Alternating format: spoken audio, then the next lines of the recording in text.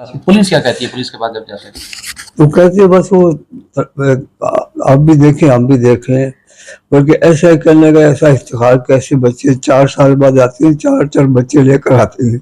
ये हमारे पुलिस के मुहाफिज कह रहे हैं, शर्म नहीं है उसको बात करते हुए? इसके अल्फाज है कि 4 बच्चे कोर्ट में कह रहे थे कि शक के ऊपर क्या जरदारी को भी अंदर करें क्या? अगर आपको आपकी बेटी गायब हुई हुई, जज साहब ने कहा था, मेरे से वही खड़ा हुआ था मैं ना, कि अगर ना इकरा लड़की के ऊपर आपको शक है तो जज साहब शक के ऊपर जरदारी को अंदर कर दूं क्या? किसी का बच्चा अगर लापता होगा तो अगर शक जरदारी पे होगा तो क्या जरदारी कानून से बालातर नहीं है? किसी की औलाद से बड़े नहीं, अगर जरदारी को भी अंदर करना पड़ा तो कर सकते हैं। मुझे सिटी कोर्ट में जज साहब ने कहा था ना, तो सारे हंस रहे थे, वकील भी हंस रहे थे, जज भी हंस रहा था ना। तो ये हमारे पुलिस वालों को चाहिए ना कि वो चेक करें ये है क्या चीज दिख रहा है, क्योंकि जो मदरसे में ये पढ़ रही है, मदरसे वालों का ये कहना है पिछले 6-7 साल से ये पढ़ रही है और ये एक ही क्लास में और 6-7 साल से ये फेल पे फेल ही आ रही है। ये इतनी कोई लायक या काबिल भी नहीं थी। अब देखा ना कि 6-7 साल से बच्ची फेल आ रही है, तो मदरसे वालों को क्या जरूरत है? सबसे पहले तो मैं इंतहाई डिसअपॉइंट हुआ हूँ। इन्होंने जो बताया, जो इदारे जो हमारे तहफ़्फ़ुज़ के जिम्मेदार हैं, अगर उनसे हमें ऐसी रिप्लाईज मिलें तो मैं क्या कह सकता हूँ, बिल्कुल अल्फाज नहीं है, लेकिन इंतहाई शर्म का मुकाम है ये, बस यही कह सकता हूँ। अस्सलाम वालेकुम, मैं शाहिद हुसैन हूँ। हफ्सा बच्ची तकरीबन 3 महीने से लापता है, अब तक किसी को इल्म नहीं है। आज उनके घर पे मेहदी अली काज़मी साहब आए हैं, उनके दादा है, इस तरफ वालिद है और ताया है बच्ची के।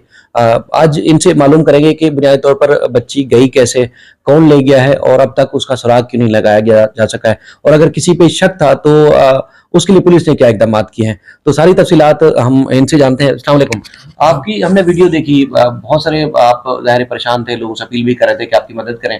तो ये वक़ुआ किस तरह का हुआ, कैसे ये हुआ कि बच्ची मदरसे पढ़ती थी, तो कौन ले गया, कुछ पता चल सका?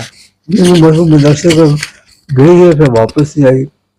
उसका टाइम था 4 बजे वापस आने का। 2 बजे उसकी माँ खाना ले गई, पता पड़ा 12 बजे छुट्टी हो गई है, मदरसे में कोई मेहमान आ गए हैं। फिर हम मदरसे वालों का हाजी को बच्चे तो पहुंची नहीं, तो मदरसे में जो है वो मोहतरम, वो एक लड़की जिसका नाम इकरा, उसके घर पे गए हैं बगैर पूछे। उससे पूछा कि हिफ्ज़ा कहाँ पर है, तो उसने कहा जी वो कायदाबाद गई है, 4 बजे तक आ जाएगी। फिर कहने लगी लालू खेत गई है, 4 बजे तक आ जाएगी। बस वो फिर पता नहीं पड़ा कहाँ गई। तो इकरा जिसका नाम बार बार आ रहा है, तो उस हवाले से पुलिस ने कोई तहकीकात नहीं की? पुलिस ने इकरा को गिरफ्तार नहीं किया, उससे पूछा नहीं? कुछ भी नहीं कहा उससे। भाई इकरा को बुलाया, उससे पूछा, सर से बात की है, उसे छोड़ दिया, फिर बुलाया, फिर छोड़ दिया। उसको कोर्ट में पेश करके जमानत हो गई।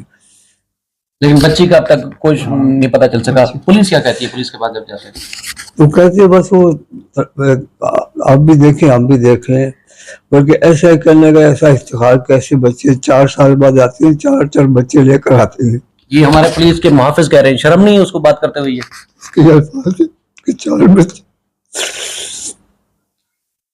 ये आईजी साहब अगर देखें ये वीडियो, तो कितना शर्म का मकाम है कि पुलिस का तफ्तीशी अफसर जिसने केस की तफ्तीश करनी थी, बच्ची को रिकवर करना था और मुल्ज़मान को पकड़ना था, वो वालिदैन को कह रहे हैं बच्ची के कि जब बच्ची ऐसी बच्चियां 4 साल के बाद आती हैं तो साथ में 4 बच्चे लेके आती हैं। तो ये दादा है, सैयद है, रो रहे हैं और कोई पुरसान हाल नहीं है। और वो पुलिस वाला जिसको ये जुर्रत कैसे हुई कि आप मुहाफिज हैं और इस तरह की घटिया और गलीज गुफ्तगू कर रहे हैं, कोई पूछने वाला भी नहीं है। किस तरह की गुफ्तगू कर रहे हैं तुम?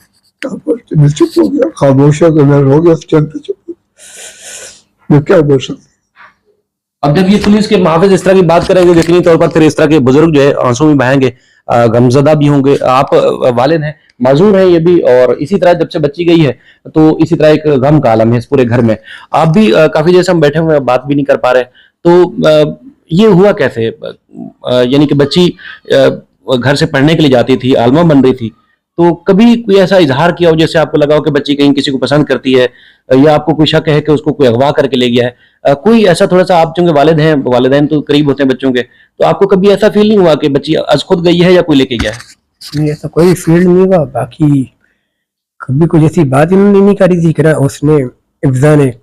बाकी इकरा सारे उनके जो जहाँ पढ़ती थी वो भी सब यही कह रहे हैं कि इकरा लड़की का काम है, ये इकरा करती है काम, इकरा का ही काम है।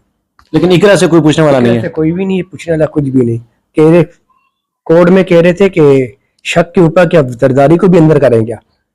अगर आपको आपकी बेटी गायब हुई हुई जज साहब ने कहा था, मेरे से वही खड़ा हुआ था मैं ना, कि अगर ना इकरा लड़की के ऊपर आपको शक है तो जज साहब शक के ऊपर जरदारी को अंदर कर दूं क्या मैं? किसी का बच्चा अगर लापता होगा तो अगर शक जरदारी पे होगा तो क्या जरदारी कानून से बालातर नहीं है?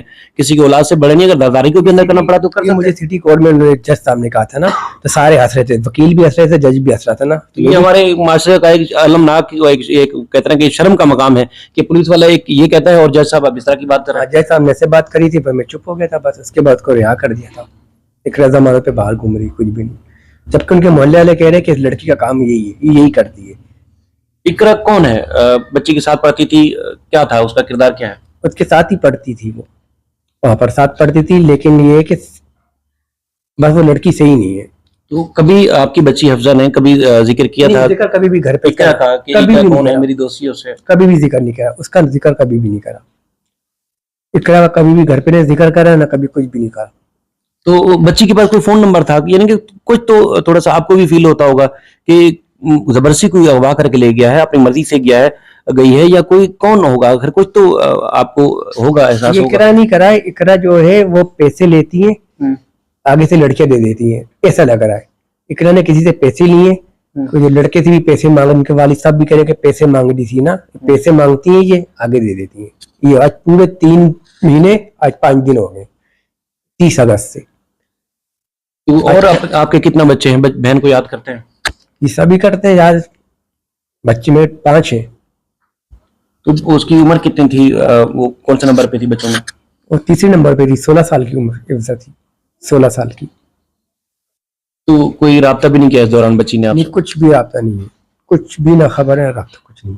उसके बाद, ये बच्ची जाने के बाद फिर अब कैसे जिंदगी गुजर रही है? लोग सवाल भी करते होंगे, लोगों का आप सामना भी करते होंगे। बस गुजर। आप पुलिस से, हमारे जो अदालती इदारे हैं, हमारा ये निज़ाम है, उनसे कुछ कहना चाहेंगे? आप क्या कहते हैं? बस यही कहना चाहते हैं कि भाई इफ्जा कुछ पता चल जाए, बस सब लगे हुए तो है, मदद करें आपकी। कोई मदद करें, यही है। ये जिस तरह आप सुन रहे हैं, आप ही देख रहे हैं, आपने भी पहले दिन से बता रहे थे कि पूरा इस केस को फॉलो भी कर रहे हैं, सब कुछ कर रहे हैं। तो पुलिस के पास भी आप जाते हैं, आप अदालतों में भी जाते हैं, आप हर तरह की चीज़ों का सामना कर रहे हैं, तो आपको कहीं नहीं लग रहा कि ये माशरा कभी अगर खुदा ना खास्ता इस तरह का बच्ची के घर से जाने का या अगवा करने का सीन हो जाए तो कोई ताउन करे उस मुतासरा खानदान के साथ? इनका तो बहुत ही मुश्किल लग रहा है हमें, क्योंकि देखा ना, हर चीज सामने उनके लेकर आ गए हम लोग। जो इनकी सीसीटीवी कैमरे की जो फुटेज थी वो भी हमने अपनी मदद की, अपनी पुलिस के हैंडओवर की। उसके बाद उस पुलिस आईओ इफ्तिखार अहमद साहब ने हमारे ऊपर वो इल्जाम लगा दिया कि जी बच्ची आपकी खुद जा रही है।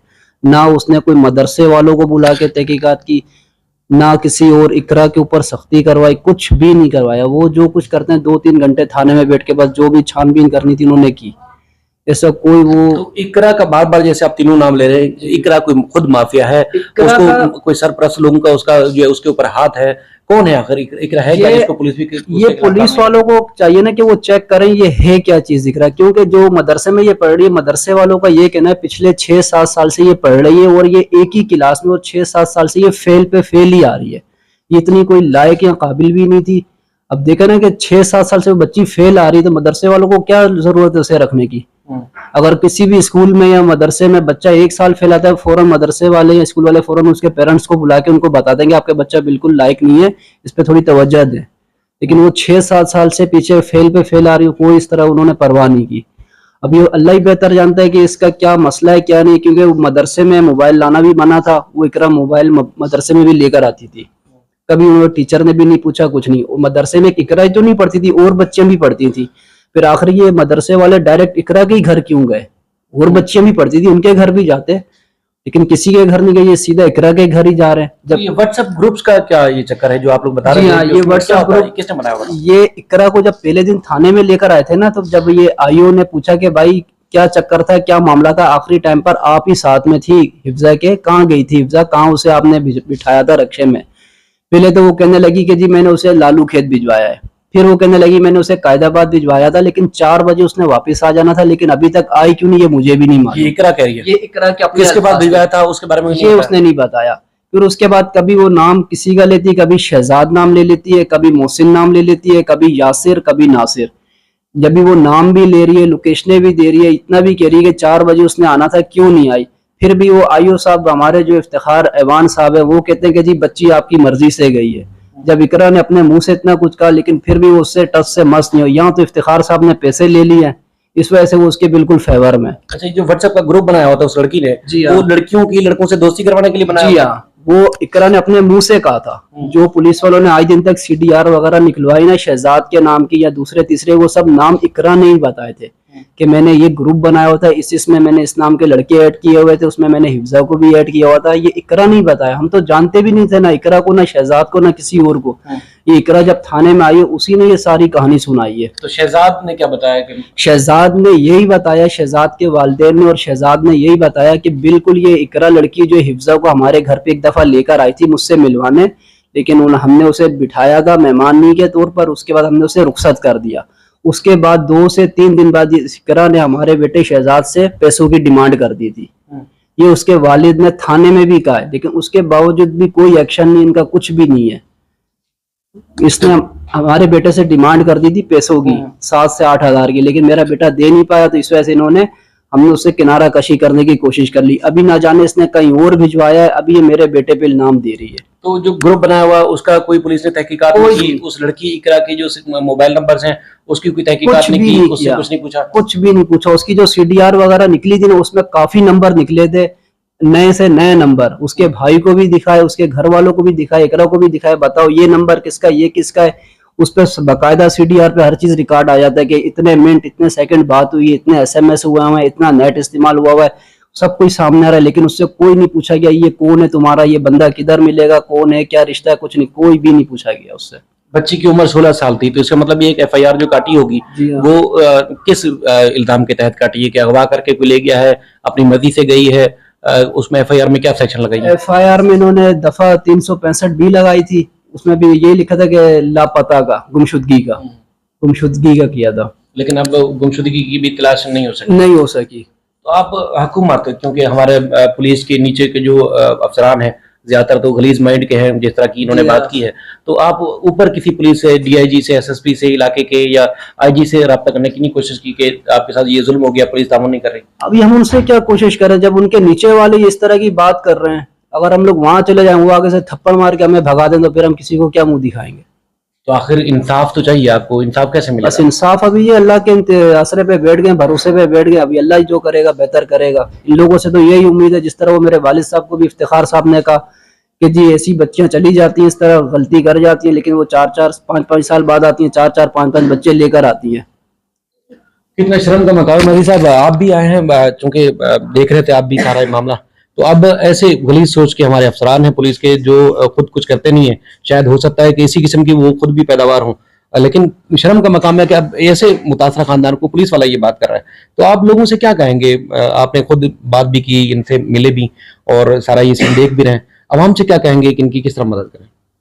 शायद भाई सबसे पहले तो मैं इंतहाई डिसअपॉइंट हुआ हूँ। इन्होंने जो बताया, जो इदारे जो हमारे तहफ़्फ़ुज़ के ज़िम्मेदार हैं, अगर उनसे हमें ऐसी रिप्लाईज मिलें तो मैं क्या कह सकता हूँ, बिल्कुल अल्फाज नहीं है, लेकिन इंतहाई शर्म का मुकाम है ये, बस यही कह सकता हूँ।